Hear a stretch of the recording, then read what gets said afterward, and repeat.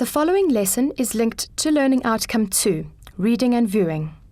It addresses the assessment standard that requires learners to explore and explain key features of texts and how they contribute to meaning. Learners should be able to identify and explain the purpose, structure, and language use in texts. Learners should be able to interpret familiar graphic texts.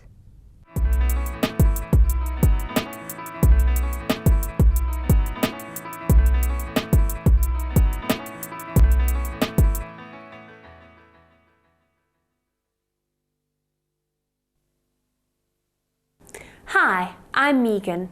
In this series of lessons on evaluating and comparing texts, we are learning some important terms that you should know and applying these to texts. The terms that we've looked at so far are attitude, tone, style, and register. In this lesson, we're going to look at some other factors that affect how a text is produced. Specifically, we're going to focus on the context in which the text is produced and the purpose for which it was produced.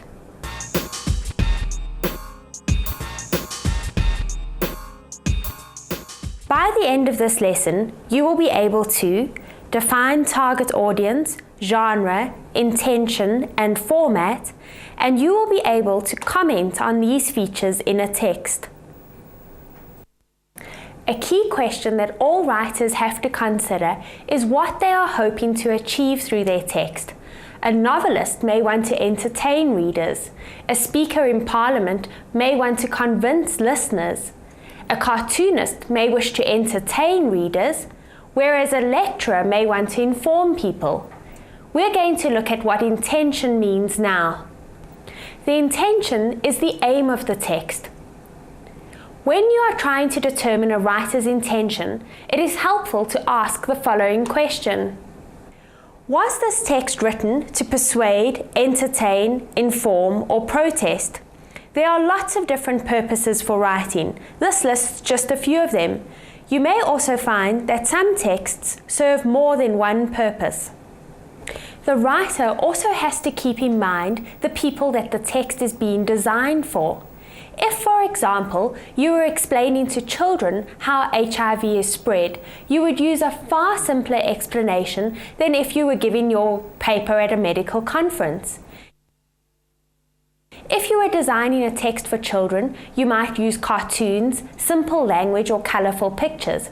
If you presented the same piece at a medical convention, you would look quite silly.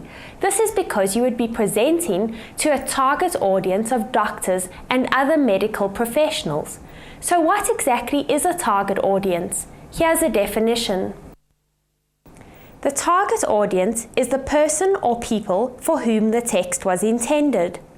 Other people, apart from the target audience, might also read the text, of course, but it might not be as relevant for them as for the audience that it was intended.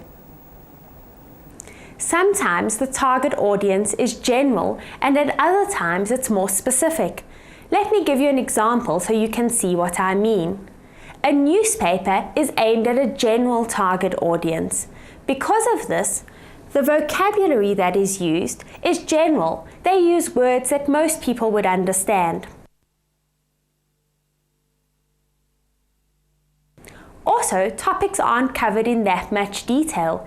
If you want to find out more about something that's been covered in a newspaper, you'd have to consult other sources. An example of a text aimed at a more specific target audience would be an engineering magazine. This is aimed at an audience of engineers. Because of this, jargon that's specific to the engineering profession would be included. Also, writers of these articles can assume that the readers would know quite a lot about what's being discussed.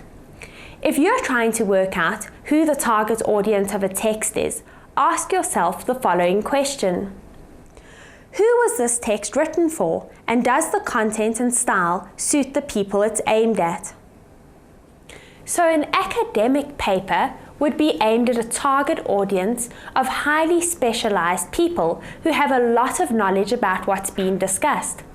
Comic books, on the other hand, would be aimed at a more general, younger audience. They would use simpler language and lots of bright colors and illustrations.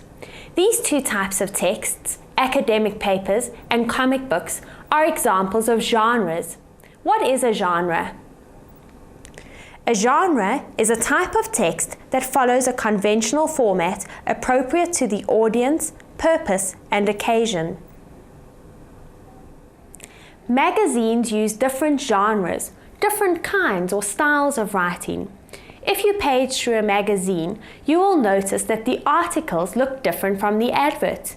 The adverts have less writing and more pictures. Other genres in a magazine include the star sign predictions and the letters page. You also use this term genre when referring to different types of films or different forms of literature. Here are some examples. Films from the science fiction genre may be quite far-fetched. They are often set in a future time and place and make extensive use of gizmos and gadgets. Films that are part of the Western genre are often set in dusty towns in the American Midwest that are populated by cowboys and sheriffs. If you're trying to determine the genre of a text, here's a helpful question to ask. Where is a text like this usually found? What features do texts like this normally have? Writers of texts normally use the conventions associated with the genre that they are producing. So writers of children's books are likely to use short sentences and lots of pictures or illustrations. Advertising copywriters almost always include a manufacturer's logo and a slogan.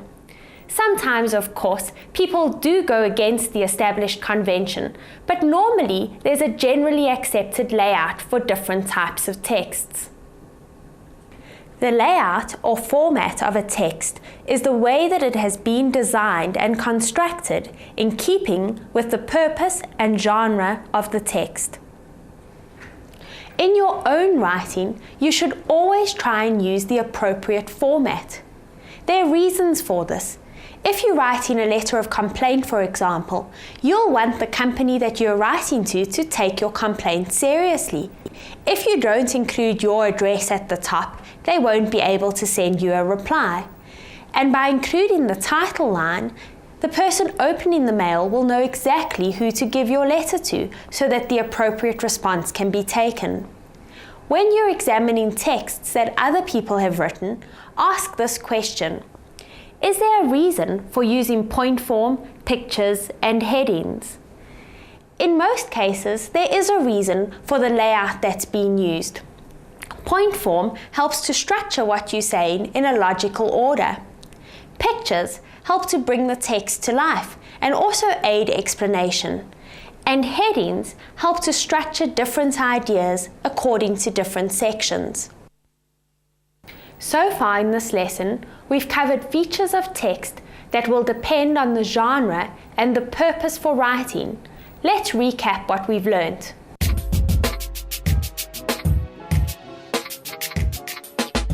Intention is the purpose of the text. Target audience is the reader at whom the text is aimed. The genre is the type of text that has been produced, and the format is the layout of the text. Let's see how these features work in a real text. This is the article that we are going to examine. It's called "Clone Calf is Utterly Out of This World."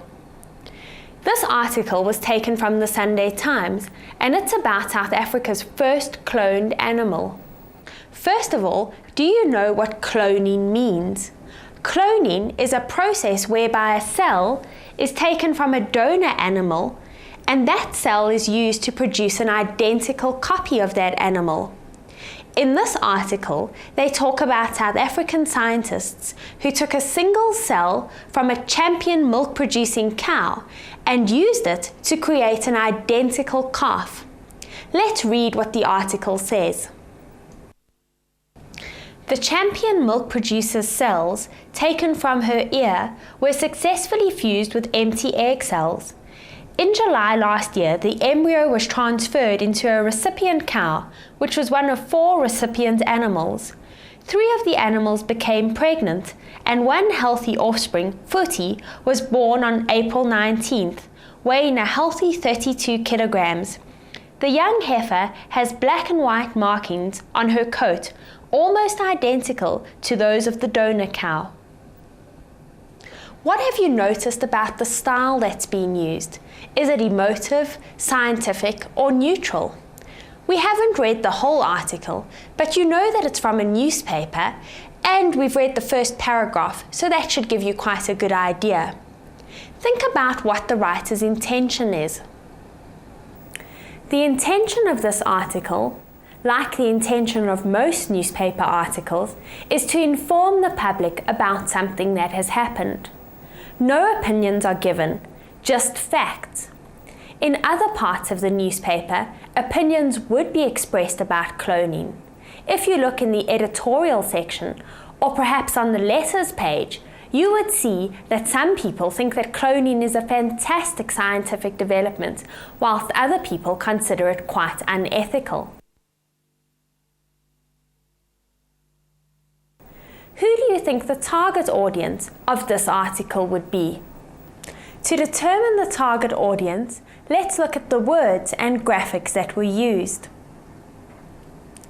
The process of cloning is extremely difficult, yet in this series of diagrams, it is simplified down to its most basic form. What do you think the writer's reason was for presenting cloning in such a simplified manner? Remember, we talked earlier about a newspaper being aimed at a general audience. This explanation is simple enough for most people to understand, but it's highly unlikely that such simplistic graphics would appear in a scientific journal. Let's look at the headline of this article. Can you spot the pun in this title? An udder is where milk comes from in cows. The word is almost the same as utterly, but here udderly is used because it was a champion milk-producing cow that was cloned. Puns like this are a common feature in newspapers. They are designed to catch the reader's eye. If you read a heading like this, you would be encouraged to read the rest of the article.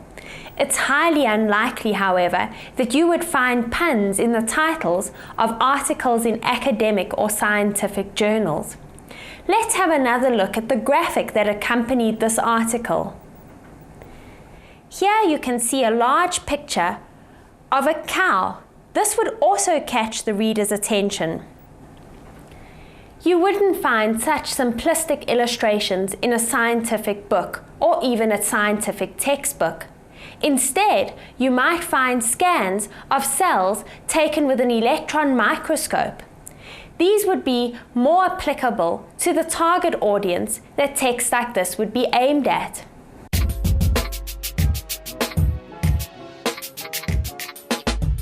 Becoming aware of the different features of different types of texts will not only make you a more informed and critical reader, it'll also help you to write better. If you keep the genre and target audience in mind, you will be able to use the appropriate format for the type of text you're trying to produce. You're going to get to produce a text of your own in the task of this lesson.